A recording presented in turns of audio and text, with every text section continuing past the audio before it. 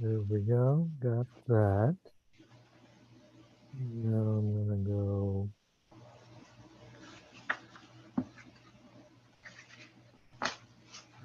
this out and do this.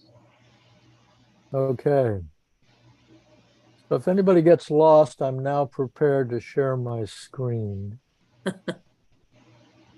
So you can read off of the screen if you want to.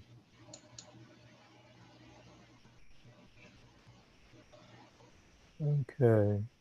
All right. We are ready to go. We're continuing our reading of Portrait of an Artist as a Young Man. And we are continuing chapter 5. And Stephen Dedalus and his friend Lynch are having a very deep conversation about what is proper art and what is not proper art. So,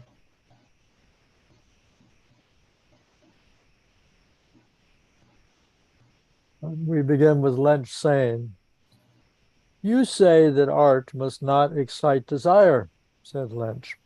"I told you that one day I wrote my name in pencil on the backside of the Venus of Praxiteles in the museum.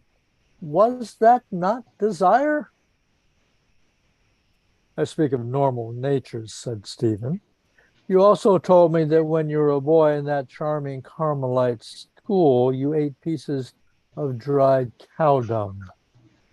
Lynch broke out again in a whinny of laughter and again rubbed both his hands over his groins, but without taking them from his pockets. "Oh, I did," he cried. Stephen turned towards his companion and looked at him for a moment boldly in the eyes. Lynch, recovering from his laughter, answered his look from his humbled eyes. The long, slender, flattened skull beneath the long, pointed cap brought before Stephen's mind the image of a hooded reptile. The eyes, too, were reptile-like in glinting gaze. Yet at that moment, humbled and alert in their look, they were lit by one tiny human point, the window of a shriveled soul, poignant and self-embittered. "As for that," Stephen said in polite parentheses, "we are all animals. I am also an animal." "You are," said Lynch. "But we are just now in a mental world," Stephen continued. "The desire and loathing excited by improper aesthetic means are not really aesthetic emotions, not only because they are kinetic in character, but also because they are not more than physical. Our flesh shrinks from what it dreads and responds to the stimulus of what it desires by a purely reflex action of the nervous system.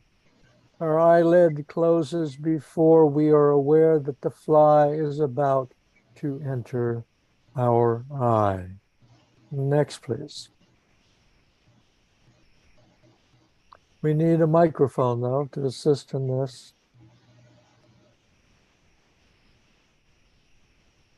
"Not always," said Lynch critically. "In the same way," said Stephen, "your flesh responded to the stimulus of a naked statue, but it was, I say, simply a reflex action of the nerves. Beauty expressed by the artist cannot awaken in us an emotion which is kinetic or a sensation which is purely physical.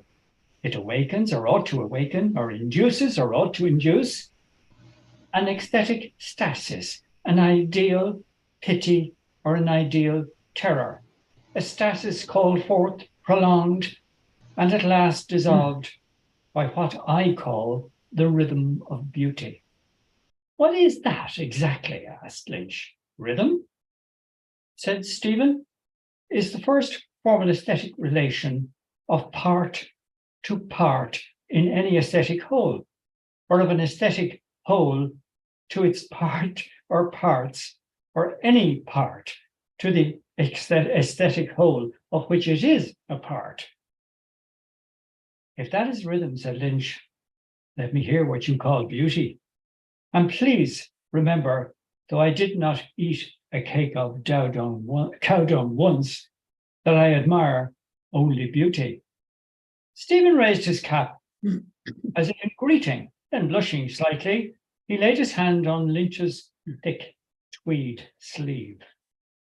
We are right, he said, and the others are wrong. To speak of these things and to try to understand their nature, and having understood it, to try slowly and humbly and constantly to express, to press out again from the gross earth, or what it brings forth from sound and shape and colour, which are the prison gates of our soul, an image of the beauty which we have come to understand. That is art. Next, please. They had reached the canal bridge and, turning from their course, went on by the trees. A crude gray light mirrored in the sluggish water, and a smell of wet branches over their heads seemed to war against the course of Stephen's thought. But you have not answered my question, said Lynch. What is art? What is the beauty it expresses? That is the first definition I gave you, you sleepy-headed wretch, said Stephen, when I began to try to think out the matter for myself. Do you remember that night? Cranley lost his temper and began to talk about Wicklow, Bacon. I remember, said Lynch. He told us about them flaming fat devils of pigs. Art, said Stephen, is a human disposition of sensible or intelligible matter for an aesthetic end. Do you remember the pigs and forget that?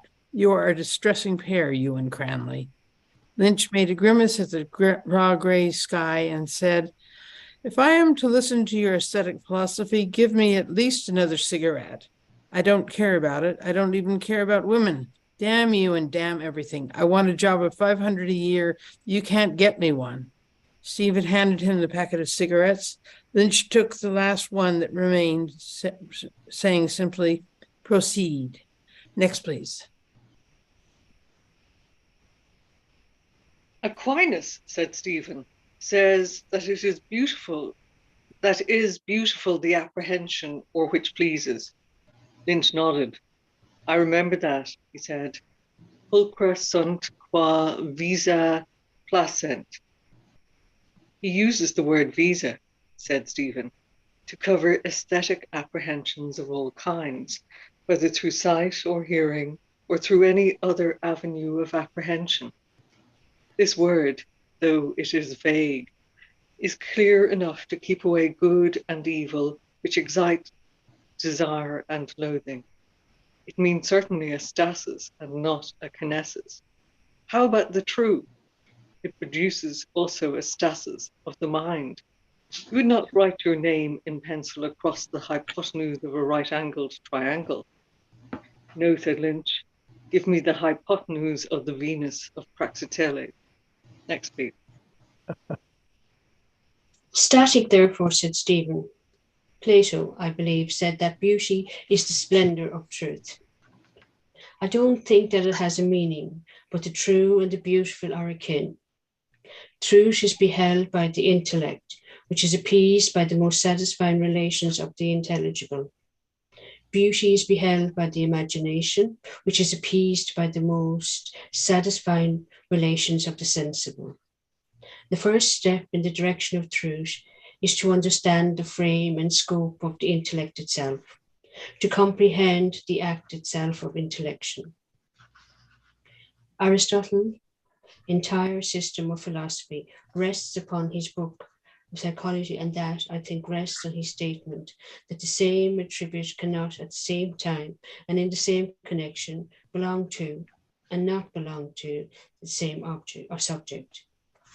The first step in the direction of beauty is to understand the frame and scope of the imagination, to comprehend the act itself of aesthetic apprehension. Is that clear? But what is beauty? Asked Lynch impatiently. Out with another definition, something we see and like. Is that the best you and Aquinas can do? Let us take women, said Stephen. Let us take her, said Lynch fervently. The Greek, the Turk, the Chinese, the Copt, the Hottentot, said Stephen, all admire a different type of female beauty. That seems to be a maze out of which we cannot escape. I see, however, two ways out. One is this hypothesis that every physical quality admired by men in women is in direct connection with the manifold functions of women for the propagation of the species. It may be so. The world, it seems, is drearier than even you, Lynch imagined. For my part, I dislike that way out. It leads to jigs rather than to aesthetic. It leads you out of the maze into a new gaudy lecture room where McCann, with one hand on the origin of the species and the other on the New Testament, tells you that you admire the great flanks of Venus because you felt that she would bear you burly offspring, and admired her great breasts because you felt that she would give good milk to her children and yours. Next, please. Then McCann is a sulfur yellow liar, said Lynch energetically. There remains another way out, said Stephen, laughing. To wit, said Lynch. This hypothesis, Stephen began. A long dray laden with iron came around the corner of Sir Patrick Dunn's hospital, covering the end of Stephen's speech with a harsh roar of jangled and rattling metal. Lynch closed his ears and gave out oath after oath till the dray had passed. Then he turned on his heel rudely. Stephen turned also and waited for a few moments till his companion's ill humor had had its vent. This hypothesis, Stephen repeated, is the other way out, that though the same object may not seem beautiful to all people who admire a beautiful object find in it certain relations which satisfy and coincide with the stages themselves of all aesthetic apprehension. These relations of the sensible, visible to you through one form and to me through another, must be therefore the necessary qualities of beauty.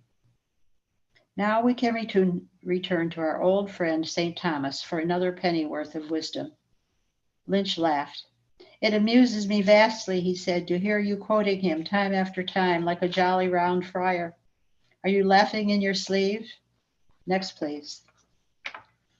McAllister, answered Stephen, would call my aesthetic theory applied Aquinas. So far as this side of aesthetic philosophy extends, Aquinas will carry me all along the line. When we come to the phenomena of artistic conception, artistic gestation, and artistic reproduction, I require a new terminology and a new personal experience. Of course, said Lynch. After all, Aquinas, in spite of his intellect, was exactly a good round friar. But you will tell me about all the new personal experience and new terminology some other day. Hurry up and finish the first part.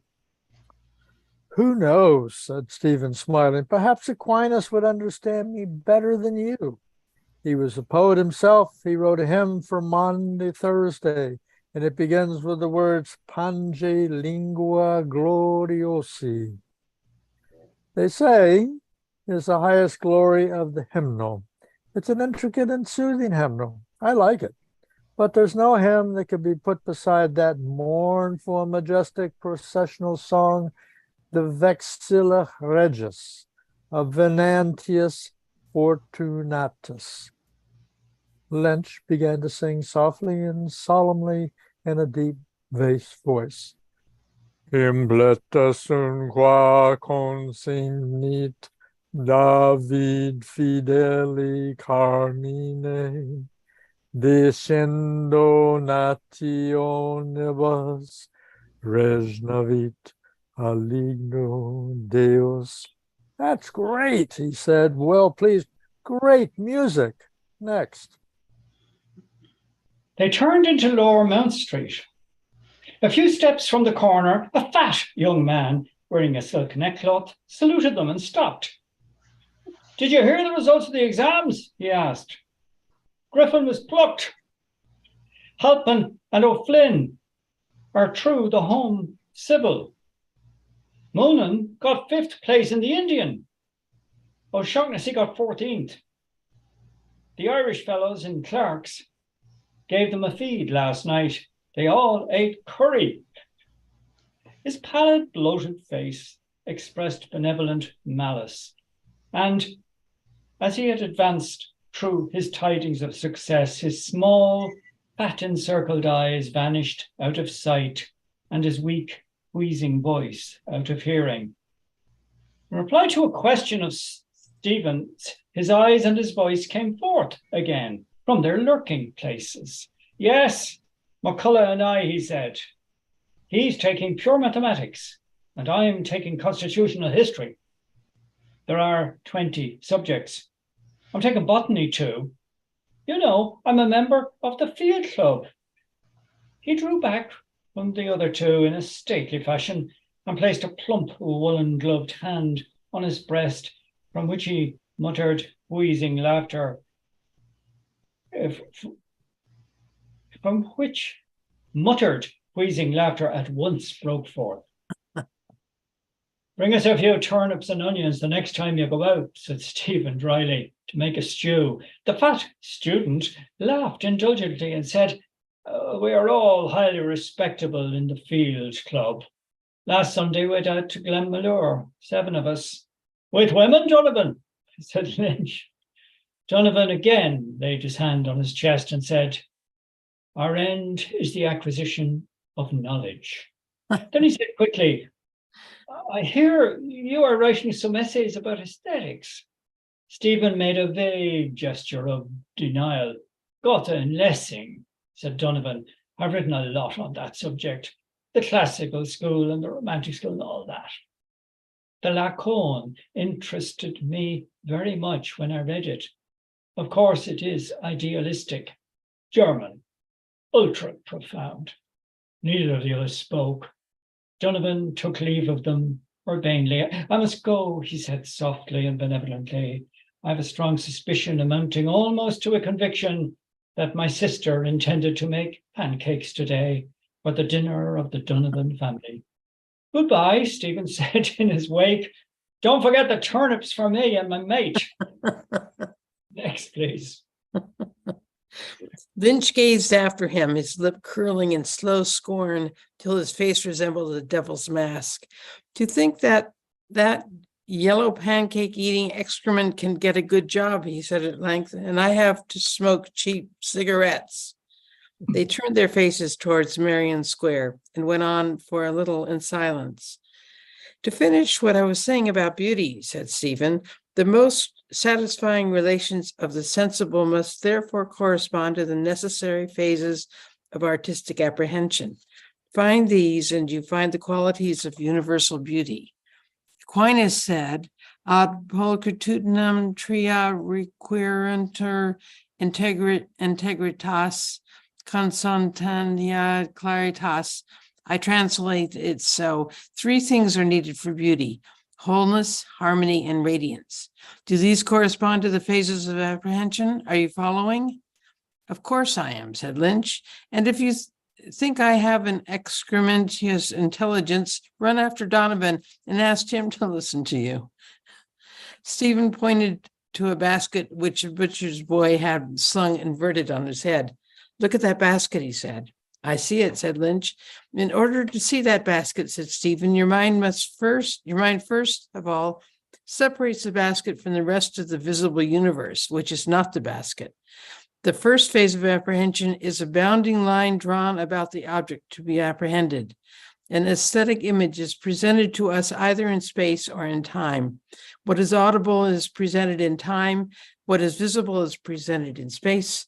But temporal or spatial, the aesthetic image is first luminously apprehended as self-bounded and self-contained upon the immeasurable background of space or time, which is not it.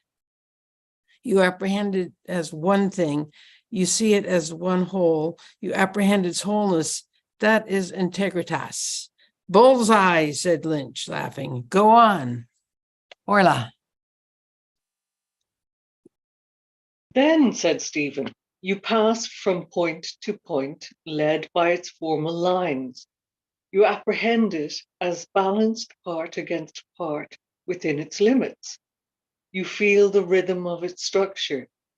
In other words, the synthesis of immediate perception is followed by the analysis of apprehension. Having first felt that it is one thing, you feel now that it is a thing. You apprehend it as complex, multiple, divisible, separable, made up of its parts, the result of its parts and their sum, harmonious. That is consonantia. Bullseye again, said Lynch wittily. Tell me now, what is claritas? And you win the cigar. The connotation of the word, Stephen said, is rather vague. Aquinas uses a term which seems to be inexact. It baffled me for a long time. It would lead you to believe that he had in mind symbolism or idealism, the supreme quality of beauty being a light from some other world, the idea of which the matter is but the shadow, the reality of which it is but the symbol. I thought he might mean that claritas is the artistic discovery and representation of the divine purpose in anything, or a force of generalization which would make the aesthetic image a universal one, make it outshine its proper conditions. But that is literary talk. I understand it so. When you have apprehended that basket as one thing, and have then analyzed it according to its form and apprehended it as a thing, you make the only synthesis which is logically and aesthetically permissible.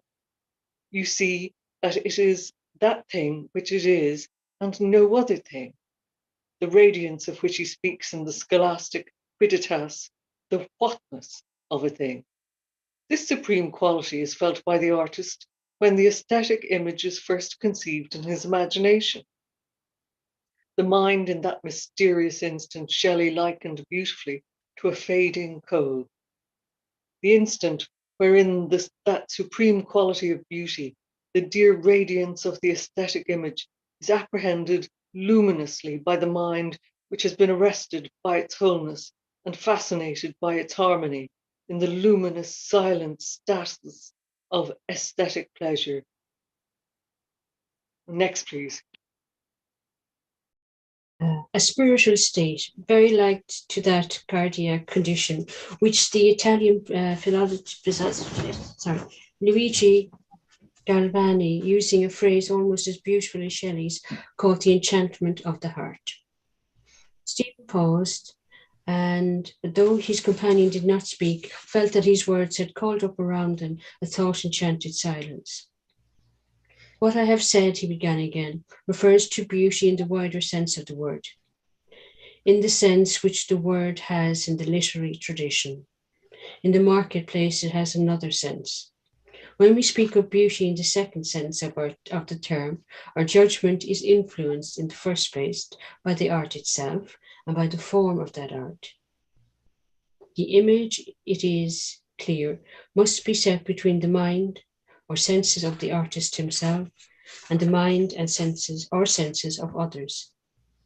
If you bear this in memory, you will see that art necessarily divides itself into three forms, progressing from one to the next.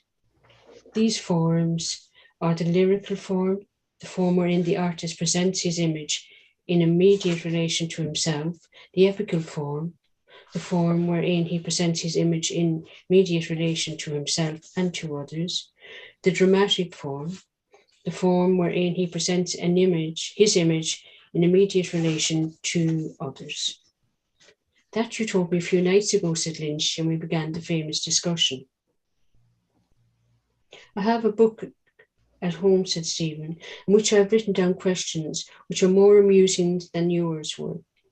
In finding the answers to them, I found the theory of aesthetic, which I am trying to explain. Here are some questions I set myself. Is a chair finely made tragic or comic? Is the portrait of Mona Lisa good if I desire to see it? Is the bust of Sir Philip Crampton lyrical, epical, or dramatic? If not, why not? Why not indeed, said Lynch, laughing. If a man, hacking in fury at a block of wood, Stephen continued, make there an image of a cow. Is that image a work of art? And if not, why not? That's a lovely one, said Lynch, laughing again. That has the true scholastic stink. Next, please. Lessing, said Stephen, should not have taken a group of statutes to write of. The art, being inferior, does not present the forms I spoke of distinguished clearly from one another. Even in literature, the highest and most spiritual art, the forms are confused. The lyrical form is in fact the simplest verbal vesture of an instant of emotion, a rhythmical cry such as ages ago cheered on the man who pulled at the oar or dragged stones up a slope. He who utters is more conscious of the instant of emotion than of himself as feeling emotion. The simplest epical form is seen emerging out of lyrical literature when the artist prolongs and broods upon himself as the center of an epical event, and this form progresses till the center of emotional gravity is equidistant from the artist himself and from others. The narrative is no longer purely personal. The personality of the artist passes into the narrative itself, flowing round and round the persons in the action like a vital sea. This progress you will see easily in that old English ballad, Turpin Hero, which begins in the first person and ends in the third person. The dramatic form is reached when the vitality which has flowed and eddied around each person fills every person with such vital force that he or she assumes a proper and intangible aesthetic life. The personality of the artist, at first cry or a cadence or a mood, and then a fluid and lambent narrative, finally refines itself out of existence and personalizes itself, so to speak. The aesthetic image in the dramatic form of life is purified in and reprojected from the human imagination. The mystery of aesthetic like that of material creation is accomplished. The artist, like the God of the creation, remains within or behind or beyond or above his handiwork, invisible, refined out of existence, indifferent, paring his fingernails. Next. Trying to refine them also out of existence, said Lynch.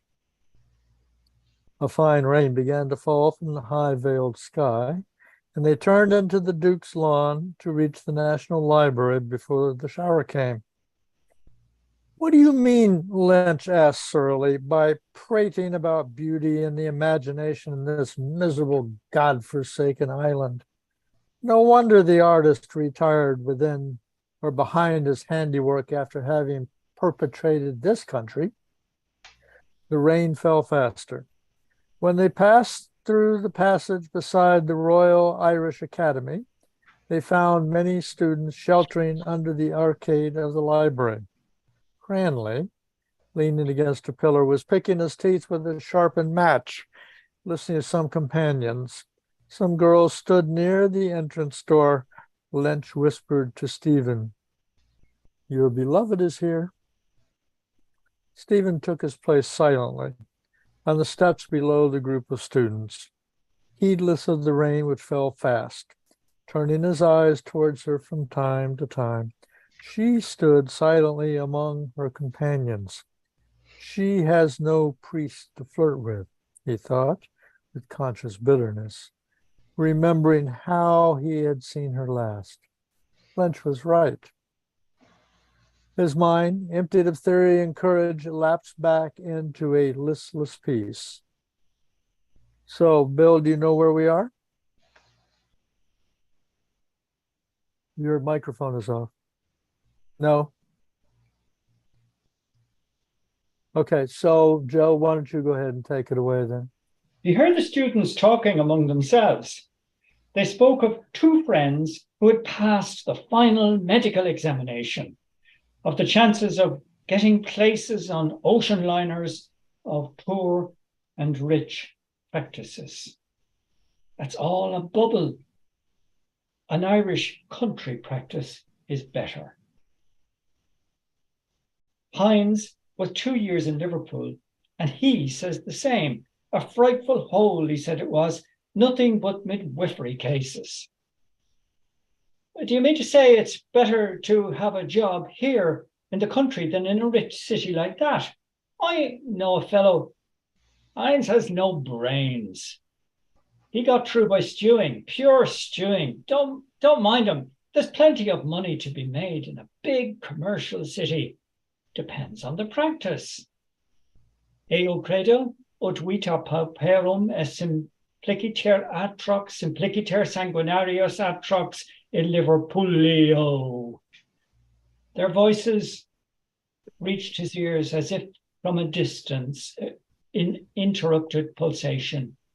She was preparing to go away with her companions. The quick light shower had drawn off, tarrying in clusters of diamonds among the shrubs of the quadrangle, where an exultation was breathed forth by the blackened earth.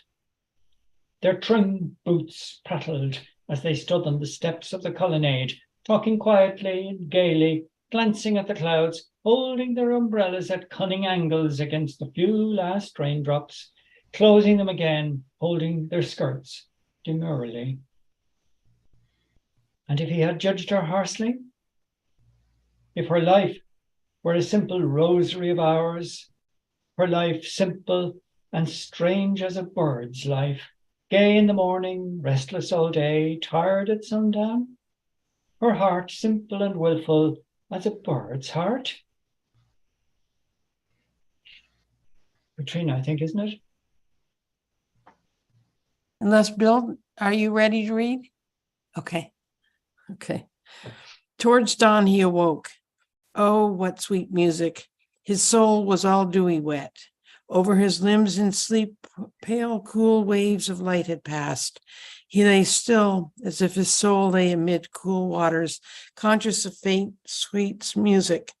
His mind was waking slowly to a tremulous morning knowledge, a morning inspiration. A spirit filled him, pure as the purest water, sweet as dew, moving as music. But how faintly it was breathed, how passionlessly, as if the seraphim themselves were breathing upon him. His soul was waking slowly, fearing to wake wholly. It was that windless hour of dawn when madness wakes and strange plants open to the light and the moth flies forth silently. An enchantment of the heart. The night had been enchanted. In a dream or vision, he had known the ecstasy of seraphic life. Was it an instant of enchantment only, or hours and days and years and ages? The instant of inspiration seemed now to be reflected upon all sides at once from a multitude of cloudy circumstances of what had happened or of what might have happened. The instant flashed forth like a point of light, and now from cloud on cloud of vague circumstance, confused form was veiling softly as afterglow. Oh, in the virgin womb of the imagination, the word was made flesh. Gabriel the seraph had come to the virgin's chamber. An afterglow deepened within his spirit, whence the white flame had passed, deepening to a rose and ardent light. That rose and ardent light was her strange, willful heart, strange that no man had known or would know, willful from before the beginning of the world. And lured by that ardent rose-like glow, the choirs of the seraphim were falling from heaven. Are you not weary of ardent ways, lure of the fallen seraphim? Tell no more of enchanted days. Next, please. Bill, have you found it? No, he'll raise his hand when he does.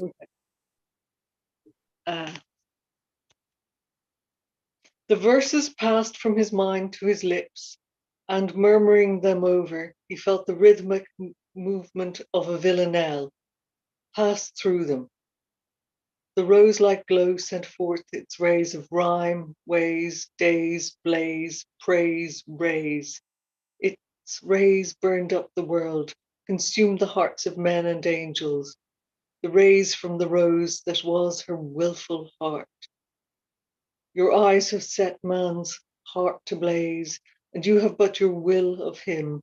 Are you not weary of ardent ways? And then the rhythm died away, ceased, began again to move and beat. And then smoke, incense ascending from the altar of the world. Above the flame, the smoke of praise goes up from ocean rim to rim, telling no more of enchanted days. Smoke went up from the whole earth, from the vapory oceans, smoke of her praise. The earth was like a swinging, swaying censer, a ball of incense, an ellipsoidal fall. The rhythm died out at once. The cry of his heart was broken. His lip began to murmur the first verses over and over, then went on stumbling through half verses, stammering and baffled, then stopped. The heart's cry was broken. Next, please.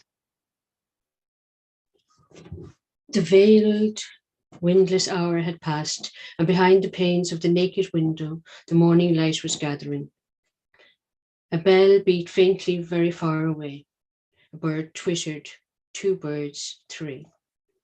The bell and the bird ceased, and the dull white light spread itself east and west, covering the world, covering the rose light in his heart. Fearing to lose all, he raised himself suddenly on his elbow to look for paper and pencil. There was neither on the table, only the soup plate he had eaten the rice from for supper, and the candlestick with its tendrils of tallow and his paper socket singed by the last flame. He stretched his arm wearily towards the foot of the bed, groped with his hand in the pockets of the coat that hung there. His fingers found a pencil and then a cigarette packet. He lay back and, tearing open the packet, placed the last cigarette on the window ledge and began to write out the stanzas of the villanelle in small, neat letters on the rough cardboard surface. Next, please. Having written them out, he lay back on his lumpy pillow, murmuring them again. The lumps of knotted flock under his head reminded him of the lumps of knotted horsehair in the sofa of her parlor, on which he used to sit, smiling or serious, asking himself why he had come, displeased with her and with himself, confounded by the print of the Sacred Heart above the untenanted sideboard. He saw her approach him in a lull of talk and beg him to sing one of his curious songs. Then he saw himself sitting at the old piano, striking chords softly from its speckled keys and singing, amid the talk which had risen again in the room, to her who leaned beside the mantelpiece, a dainty song of the Elizabethans, a sad and sweet loath to depart, the victory chant of Agincourt, the happy air of Greenslaves.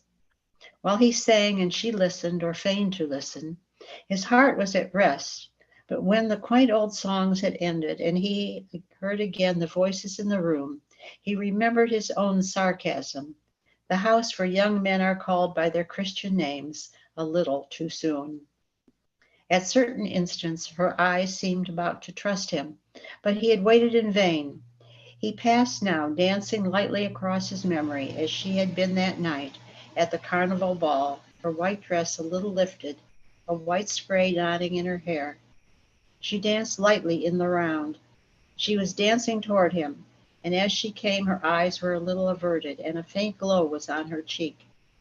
At the pause in the chain of hands, her hand had lain in his an instant, a soft merchandise. Next, please. You are a great stranger now. Yes, I was born to be a monk. I am afraid you are a heretic. Are you much afraid? For answer, she had danced away from him along the chain of hands, dancing lightly and discreetly, giving herself to none.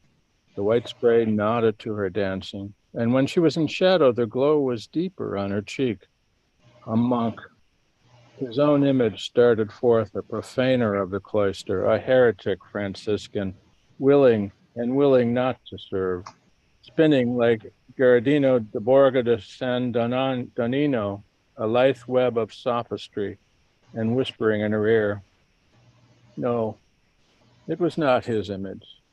It was the image of the young priest in whose company he had seen her last, looking at him out of dove's eyes, toying with the pages of her Irish phrase book. Yes, the ladies are coming round to us. I can see it every day. The ladies are with us, the best helpers the language has. And the church, Father Moran? The church, too, coming round, too. The work is going ahead there, too. Don't fret about the church. Bah, he had done well to leave the room in disdain. He had done well not to salute her on the steps to the library. He had done well to leave her to flirt with her priest, to toy with a church which was a scullery maid of Christendom. Rude, brutal anger routed the last lingering instant of ecstasy from his soul. It broke up violently her fair image and flung the fragments on all sides. On all sides, distorted reflections of her image started from his memory. The flower girl in the ragged dress with damp, coarse hair and a hoyden's face, who had called herself his own girl and begged his handsel. The kitchen girl in the next house who sang over the clatter of her plates with the drawl of a country singer, the first bars of By Killarney's Lakes and Bells. A girl who had laughed gaily to see him stumble when the iron grating in the footpath near Cork Hill had caught the broken sole of his shoe. A girl he had glanced at, attracted by her small, ripe mouth as she passed out of Jacob's biscuit factory, who had cried to him over her shoulder, "Do you like what you seen of me? Straight hair and curly eyebrows?" And yet he felt that, however he might revile and mock her image, his anger was also a form of homage. He had left the classroom in disdain that was not wholly sincere, feeling that perhaps the secret of her race lay in shadow, lay behind those dark eyes upon which her long lashes flung a quick shadow. He had told himself bitterly as he walked through the streets that she was a figure of the womanhood of her country, a bat-like soul, waking to the consciousness of itself in darkness and secrecy and loneliness, tarrying a while, loveless and sinless, with her mild lover, and leaving him to whisper of innocent transgressions in the latticed ear of a priest. His anger against her found vent in coarse railing at her paramour, whose name and voice and features offended his baffled pride. A priested peasant with a brother a policeman in Dublin and a brother a potboy in Moycullen. To him, she would unveil her soul's shy nakedness, to one who was but schooled in the discharging of a formal rite, rather than to him a priest of the eternal imagination, transmitting the daily bread of experience into the radiant body of ever-living life. The radiant image of the Eucharist united again in an instant in his bitter and despairing thoughts, their cries arising unbroken in a hymn of thanksgiving. Our broken cries and mournful lays rise in one Eucharistic hymn. Are you not weary of ardent ways? While sacrificing hands praise the chalice flowing to the brim, tell no more of enchanted days.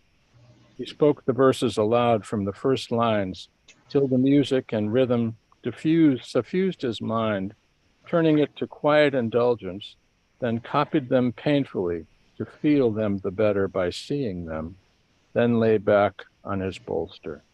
Next book. The full morning light had come. No sound was to be heard, but he knew that all around him life was about to awaken in common noises, hoarse voices, sleepy prayers. Shrinking from that life, he turned towards the wall, making a cowl of the blanket and staring at the great overblown scarlet flowers of the tattered wallpaper. He tried to warm his perishing joy in their scarlet glow, imagining a rose wave from which he lay upwards to heaven, all strewn with scarlet flowers. Weary, weary. He too was weary of ardent ways. A gradual warmth, a languorous weariness passed over him, descending along his spine from his closely cowled head. He felt it descend in seeing himself as he lay, smiled.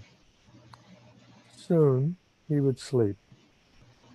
Next, please. He had written verses for her again after 10 years. 10 years before, she had worn her shawl cowl-wise about her head, sending sprays of her warm breath into the night air, tapping her foot upon the glassy road. It was the last tram.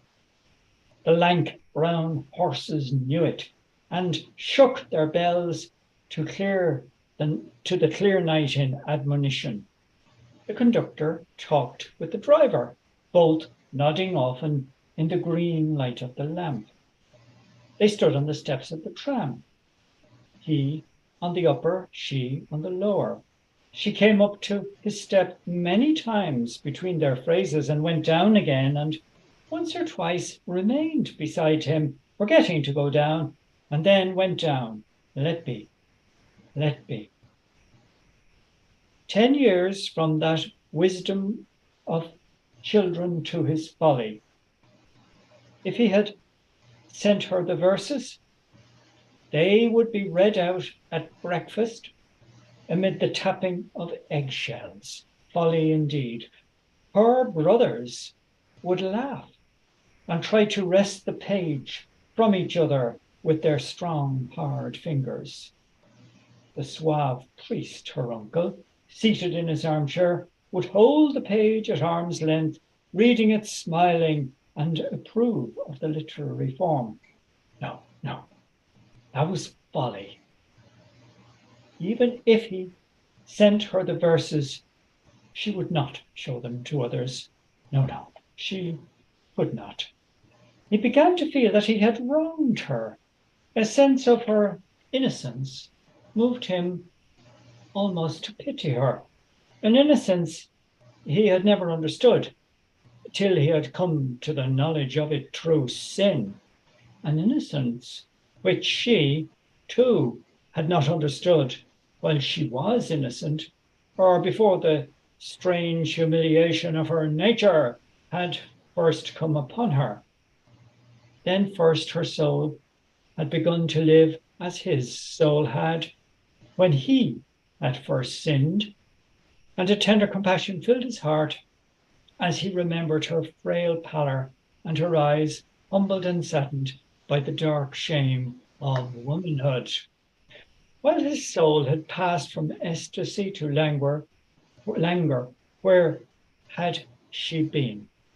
Might it be in the mysterious ways of spiritual life that her soul at those same moments had been conscious of his homage? It might be. A glow of desire kindled again his soul and fired and filled all his body. Conscious of his desire, she was waking from odorous sleep, the temptress of his villanelle. Her eyes, dark and with a look of languor, were opening to his eyes.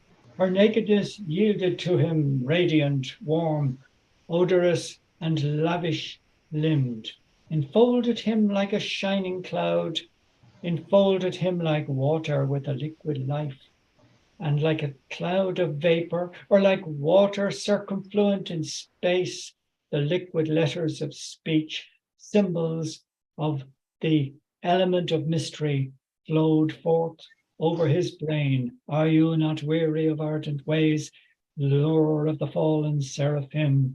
Tell no more of enchanted days. Your eyes have set man's heart ablaze, and you have had your will of him. Are you not weary of ardent ways? Above the flame, the smoke of praise goes up from ocean rim to rim. Tell no more of enchanted days. Our broken cries and mournful lays rise in one Eucharistic hymn. Are you not weary of ardent ways? While sacrificing hands upraise, the chalice flowing to the brim, tell no more of enchanted days. Are you, and you still hold our longing gaze with languorous look and lavish limb? Are you not weary of ardent ways? Tell no more of enchanted days. Trina. What birds were they? He stood on the steps of the library to look at them, leaning wearily on his ash plant. They flew round and round the jutting shoulder of a house in Molesworth Street. The air of the late March evening made clear their flight, their dark, darting, quivering bodies flying clearly against the sky as against a limp-hung cloth of smoky, tenuous blue. He watched their flight, bird after bird, a dark flash, a swerve, a flash again, a dart aside, a curve, a flutter of wings. He tried to count them before all their darting, quivering bodies passed, 6, 10, 11, and wondered were they odd or even in number, 12, 13, for 2 came wheeling down from the upper sky. They were flying high and low, but ever round and round in straight and curving lines, and ever flying from left to right, circling about a temple of air. He listened to the cries, like the squeak of mice behind a wainscot, a shrill twofold note. But the notes were long and shrill and whirring, unlike the cry of vermin, falling a third or a fourth, and trilled as the flying beaks clove the air.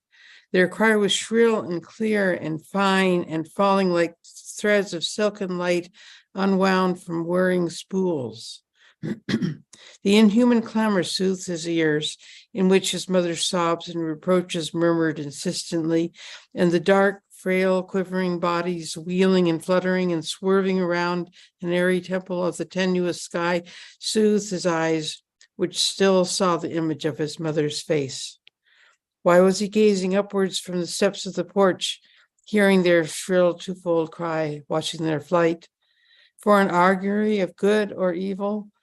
A phrase of Cornelius Agrippa flew through his mind, and then there flew hither and thither shapeless thoughts from Swedenborg on the correspondence of birds to things of the intellect, and of how creatures of the air might have their knowledge and know their times and seasons, because they, unlike man, are in the order of their life and have not perverted that order by reason. Next, please. And for ages, men had gazed upward as he was gazing at birds in flight. The colonnade above him made him think vaguely of an ancient temple, and the ash plant on which he leaned wearily of the curved stick of an ogre. A sense of fear of the unknown moved in the heart of his weariness, a fear of symbols and portents, of the hawk-like man whose name he bore soaring out of his captivity on osier woven wings of Thoth, the god of writers, writing with a reed upon a tablet and bearing on his narrow ibis head the cusped moon. He smiled as he thought of the god's image, for it made him think of a bottle-nosed judge in a wig, putting commas into a document, which he held at arm's length, and he knew that he would not have remembered the god's name, but that it was like an Irish oath. Next, please. Was folly. But was it for this folly that he was about to leave forever the house of prayer and prudence into which he had been born, and the order of life out of which he had come? They came back with shrill cries over the jutting shoulder of the house, flying darkly against the fading air. What birds were they? He thought that they must be swallows who had come back from the south.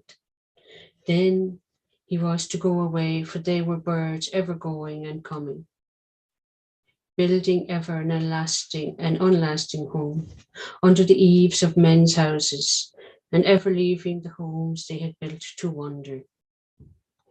Bend down your faces, Una and Elil.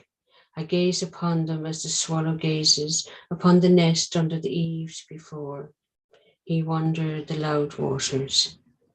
A soft liquid joy, like the noise of many waters, flowed over his memory, and he felt in his heart the soft peace of silent spaces, of fading, tenuous sky above the waters of oceanic silence, of swallows flying through the sea dusk over the flowing waters. Next, please. A soft liquid joy flowed through the words where the soft long vowels hurtled noiselessly and fell away, lapping and flowing back and ever shaking the white bells of their waves in mute chime and mute peal and soft lowing swooning cry. And he felt that the augury he had sought in the wheeling darting birds in the pale space of sky above him had come forth from his heart like a bird from a turret, quietly and swiftly. Symbol of departure or of loneliness. The verses crooned in the ear of his memory, composed slowly before his remembering eyes the scene in the hall on the night of the opening of the National Theatre. He was alone at the side of the balcony, looking out of jaded eyes at the culture of Dublin in the stalls, and at the tawdry scene cloths and human dolls framed by the garish lamps of the stage. A burly policeman sweated behind him and seemed at every moment about to act. The cat calls and hisses and mocking cries ran in rude gusts round the hall from his scattered fellow students. A libel on Ireland, made in Germany, blasphemy. We never sold our faith. No Irish woman ever did it. We want no amateur atheists. We want no budding Buddhists. A sudden swift hiss fell from the windows above him, and he knew that the electric lamps had been switched on in the reader's room. He turned into the pillared hall, now calmly lit, went to the staircase, and passed in through the clicking turnstile. Next, please. Cranley was sitting over near the dictionaries. A thick book, open at the frontispiece, lay before him on the wooden rest. He leaned back in his chair, inclining his ear, like that of a confessor, to the face of the medical student who was reading to him a problem from the chest page of a journal. Stephen sat down at his right hand, and the priest at the other side of the table closed his copy of the tablet with an angry snap and stood up. Cranley gazed after him blandly and vaguely. The medical student went on in a softer voice. Pawn to King South. We had better go, Dixon, said Stephen in warning. He's gone to complain. Dixon folded the journal and rose with dignity, saying, Our men retired in good order. With guns and cattle, added Stephen, pointing to the title page of Cranley's book, on which was written Diseases of the Ox. As they passed through the lane of the table, Stephen said, Cranley, I want to speak to you. Cranley did not answer or turn.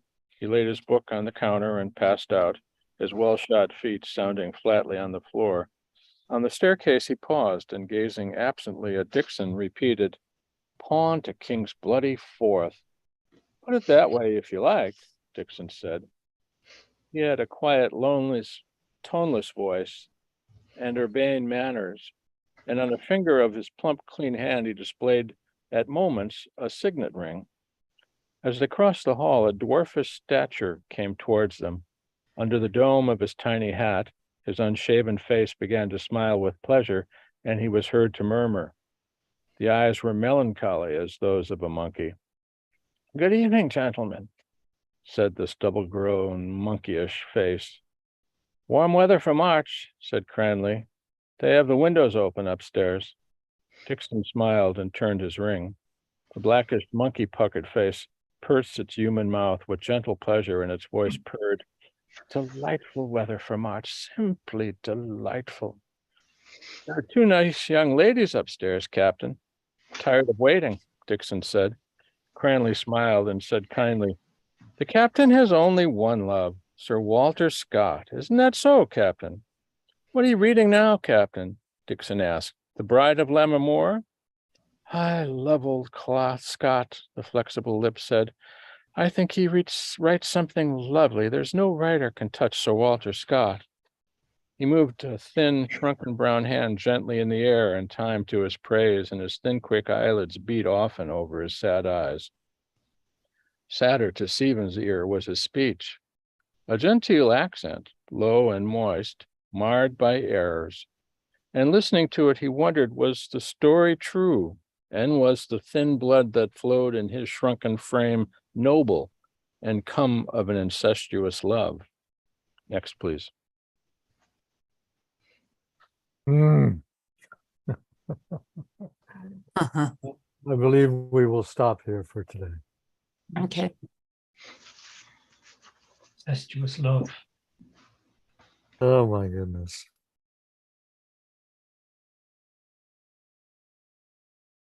This poem that's here in this, is that a poem that is written by Joyce? I assume that it is because it doesn't quote anybody, but to be sure. Are you not weary of ardent ways? That one. Yeah. Yeah, I- that's He's Joyce. playing with it. Yeah. He's playing with it. That's one thing. At least that's my interpretation of a lot that's going on here. Is as we are wandering in and out. Sometimes he's writing stuff. Sometimes he's thinking about stuff. Sometimes he's thinking about what he wrote. Sometimes he's actually dealing with something real.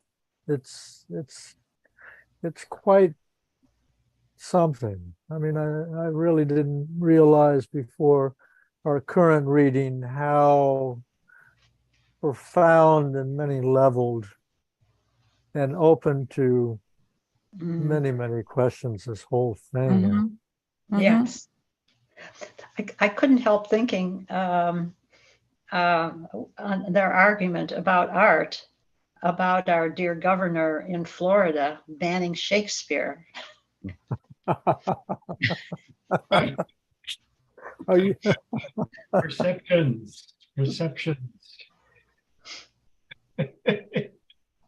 Well, there's so much. You may remember that in the beginning of chapter 5, there's this wonderful little part where Joyce is writing about Stephen Dedalus, and he's actually admitting that Stephen Dedalus only has a few of the classic things that he's actually read in any depth at all. And he's kind of spinning off of these, bits of flotsam and jetsam from classical education. And I really thought more than I have in the past that this whole conversation between him and Lynch is he's just putting on the dog. He's struggling. I mean, he's sincere that he wants to understand these issues, but he doesn't have that good a control over what he's saying. He sure has the language. Which is very honest, though. I mean, I think that's Yeah. Joyce being very honest about how inexperienced and how ignorant he still was as a young man. Yeah, it's interesting. To me, I feel that he captures studenthood.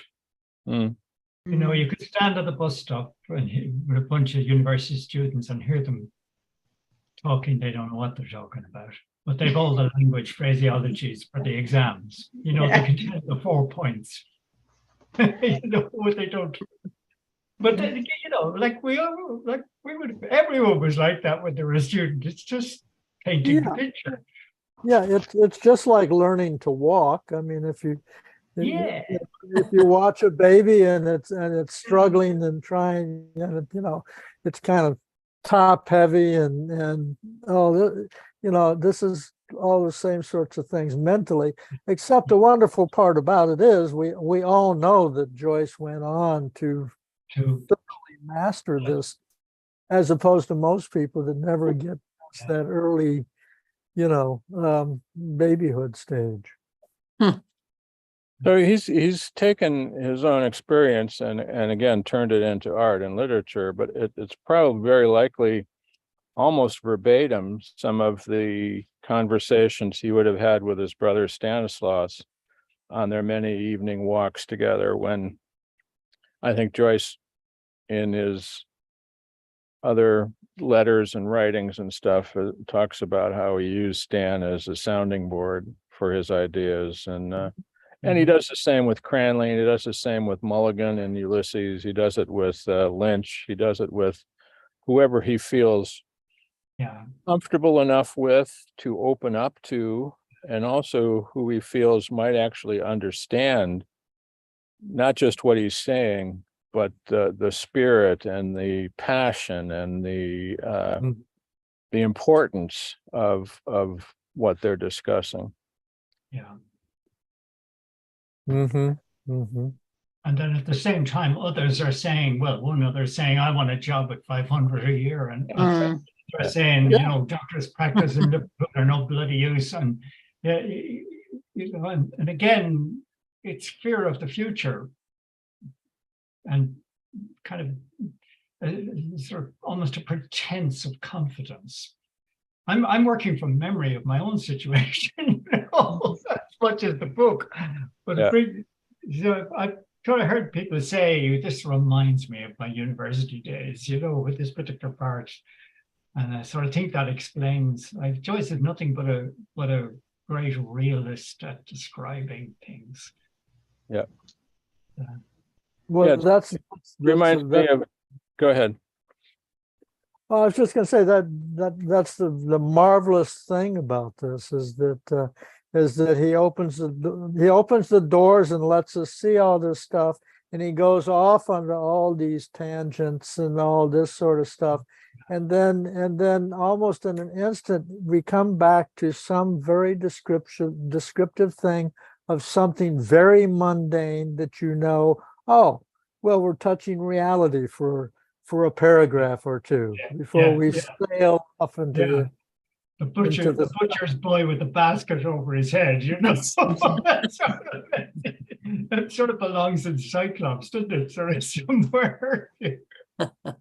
His mood swings back and forth so quickly and so intensely. I mean, to such extremes. First, he's so madly in love with the girl, and then he despises her for her ignorance. Then he feels such intense compassion for her, and then it change. Well, maybe she's not.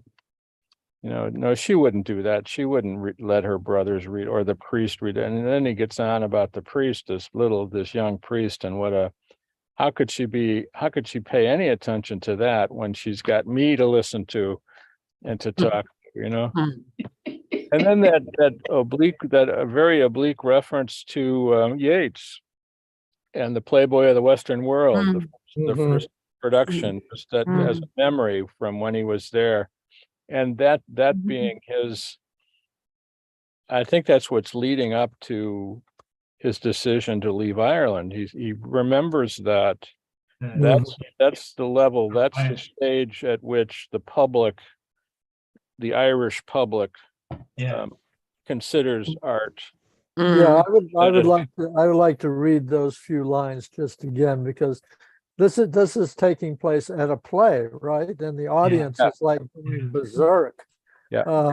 And so we have a libel on Ireland, made in Germany. Yeah. Blasphemy!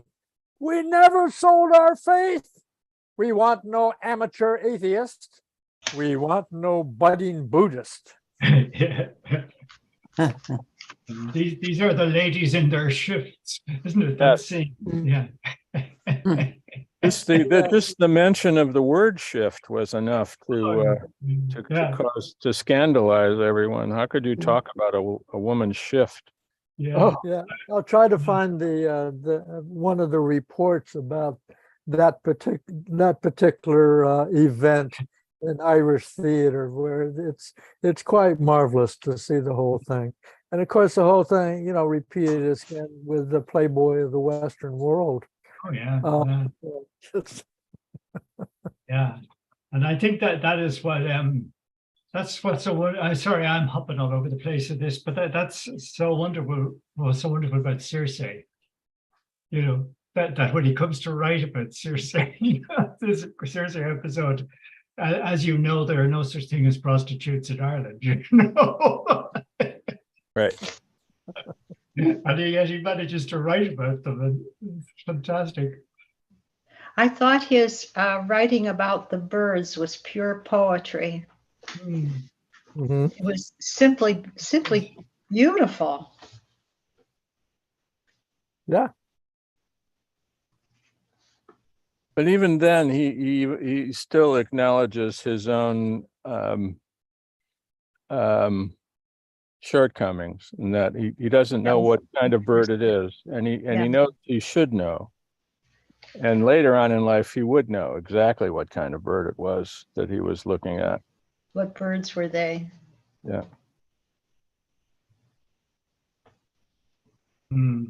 Yeah. Surprising, kind of that he doesn't, because like usually they're just seagulls. Hmm. You know, maybe it was different in 1904. Well, it may be that it was just a little too dark, getting on dusk, and maybe he couldn't really see, and his eyesight being what it was, he couldn't really see them very clearly. Well, surely there are terns and sandpipers and those sorts of birds. There might have been then. Really? Well, I loved his thinking about them, their intellect, and how creatures of the air have their knowledge and know their times and seasons, because they, unlike man, are in order of their life and have not perverted that by reason. Yes. Just little ideas like that. They're just little gems. Mm-hmm. Yeah. Well, that's the whole interesting thing. So does anybody know why he decided to pack so much into one chapter? Well, I mean, the original manuscript was over 1,000 pages long. That this is just an excerpt of this whole book, and so he packed everything. He packed his whole life, moment by moment, I think, from conception up to his present moment in that manuscript. So yeah, I mean, that's just how he was composing then. It was all important, and it was all it all needed to be got down on paper.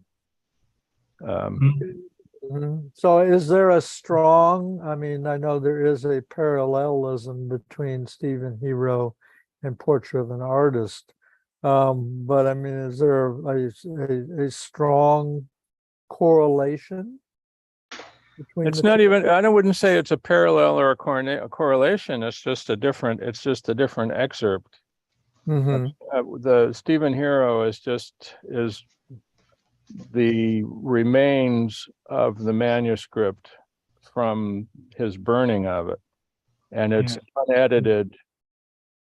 It's just what he wrote, and this is probably from a different part of that manuscript and edited by Joyce at a later time in life with a more clear idea of what he wanted to say and how he wanted to compose it and say it.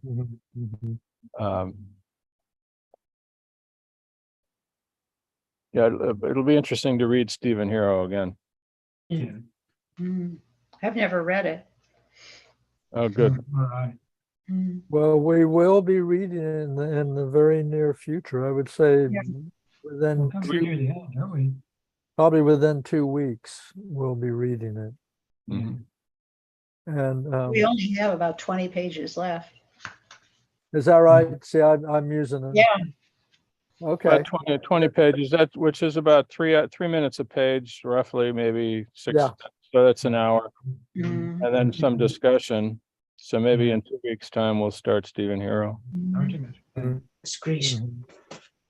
And it's, it's going to, of course, I will overcome this, but it's going to be hard for me to move to a different book at this point, because I had such a strong desire to go back and read this one in even more detail and, with more painstaking. But, I do plan to do that again, and I'm not sure what form that's going to take, but for those who were not here last week, we did go back to the beginning of chapter 5, and we only covered 4 or 5 pages, but we had an immense and for me a very interesting discussion of the elements in those 4 or 5 pages. So Yeah. Yeah. I could happily see us rereading this again sometime, not in the not too distant future. The way we read Ulysses and the way we read Finnegan's Wake, it's worth rereading. Mhm.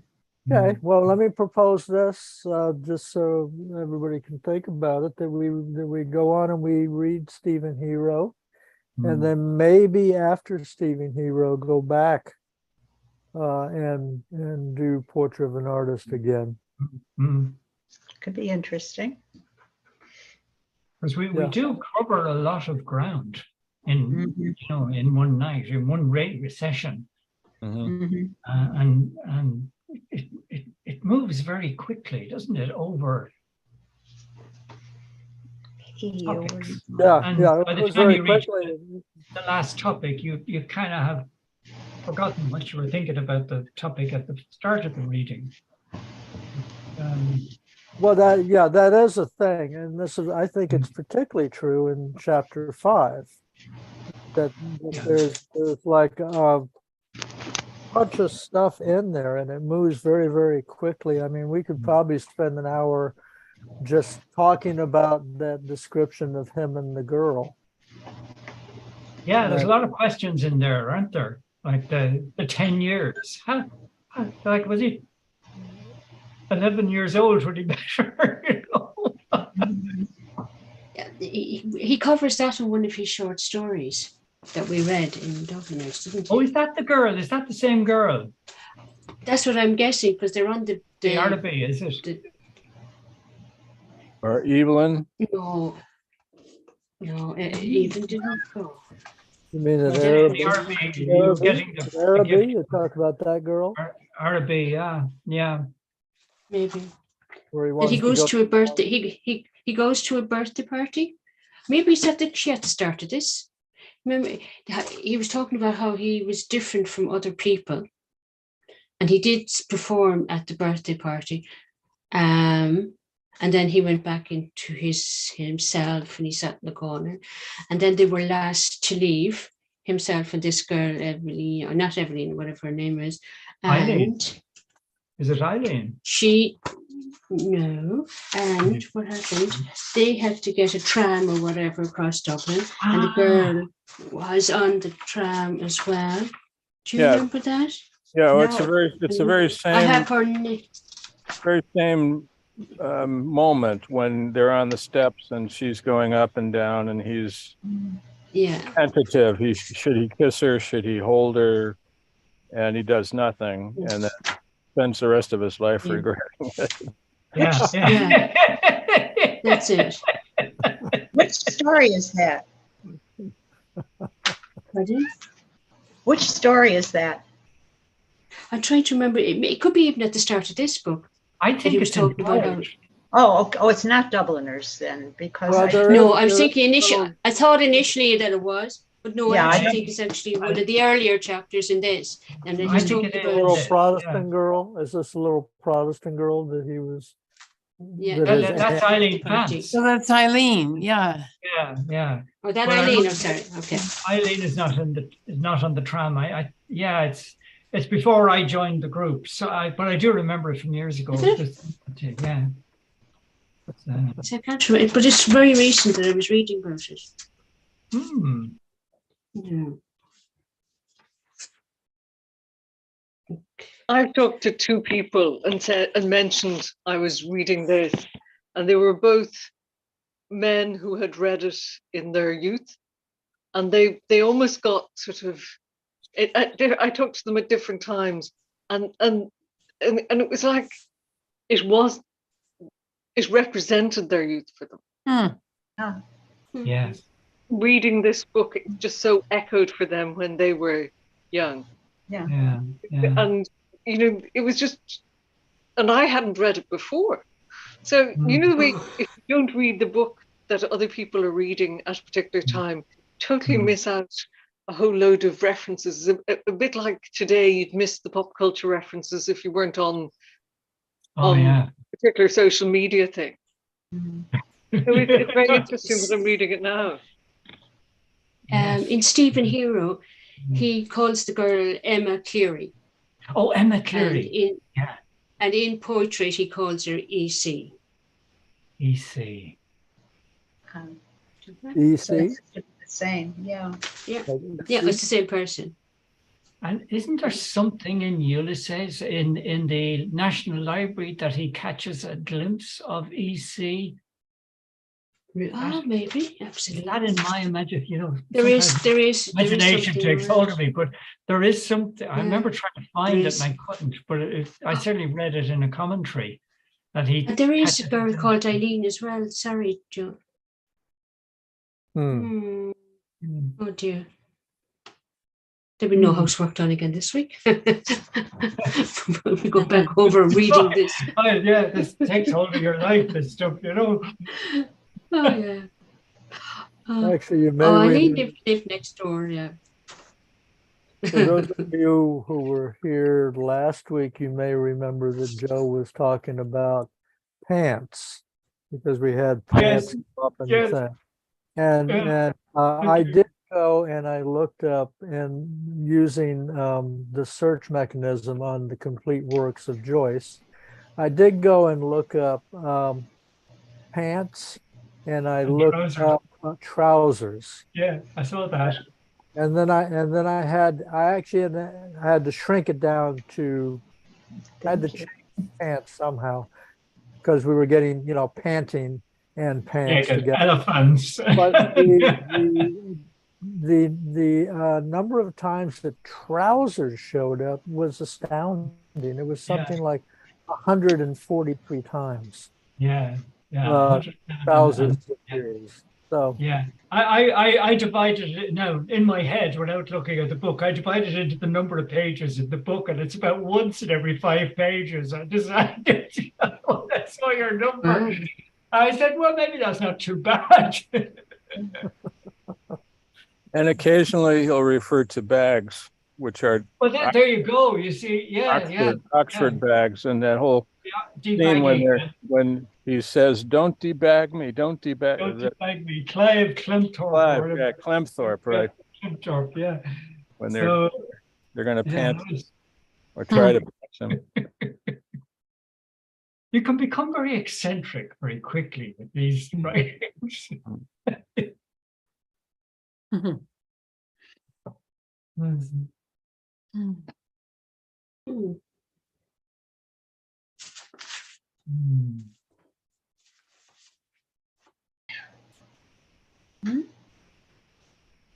No, you can't come here. There goes Amigo. Yes, it's feeding hour at the zoo. oh, there we go. I've got one calling at my door here. Oh, do you?